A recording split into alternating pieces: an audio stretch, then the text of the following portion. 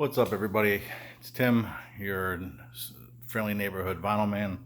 I don't know. I'm still trying to work it to flow out, but I made a joke about it. Now I'm thinks I better do it every time. Just being silly. Anyway, time is of the essence. Not only because what I am about to do has to be done under 5 minutes. I'm late to the party, and if it doesn't get up by midnight, I'm in trouble. Anyway, so chances are you probably know what I'm talking about. If the 5 minute thing doesn't kick you off, Jon, the digital gramophone, is asking us to talk about a top five, whatever we want, but not the typical top five. I mean, I guess you could talk about something weird. I guess the more creative, the better. But like top five favorite bands, musicians, not really. You kind of get creative with it, but the idea was maybe learn more about each other. So, um, he told me not to overthink it. And when you tell an overthinker not to overthink, that's like, um, yeah, that's like starting a fire. Don't overthink it. You're funny. I try not to overthink it, but I did. But here's what I came up with. Um, Obviously, we're in a VC, so we talk about music all the time. So I collect records and CDs, but I also collect video games. I'm not as much these days, but for a long time I was a pretty huge gamer. So I thought it would be fun to talk about my five favorite franchises, not video games, but the franchises.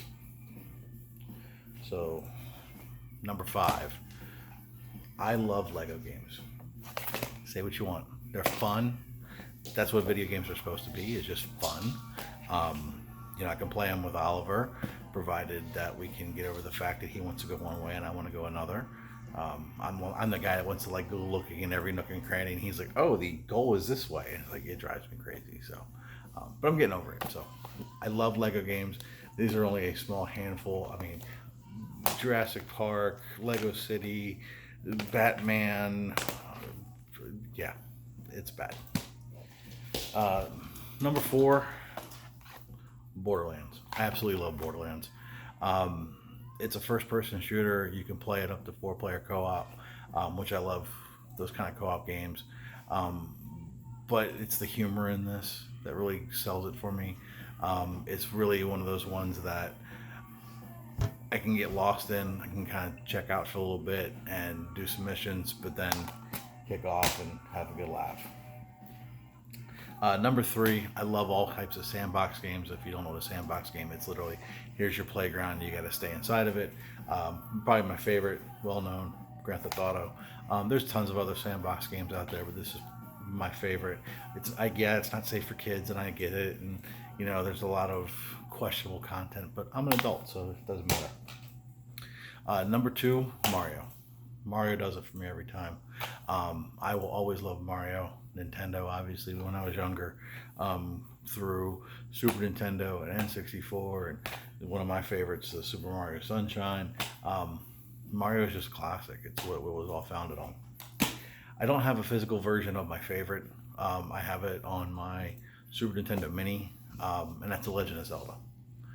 When the very first time I played Zelda for the NES system, and you're walking around, and you walk into a cave, and says it's dangerous to go alone. Take this, and you get a sword. From those moments, I was hooked. I would play every Zelda game I can get my hands on. Beat a lot of them. Would like to have them in physical form, but some of them are just so expensive.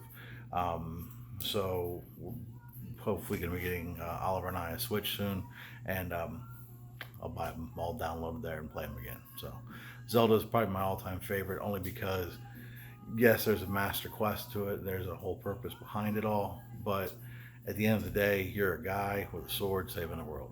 That's pretty cool. So, top five video game franchises, love them all.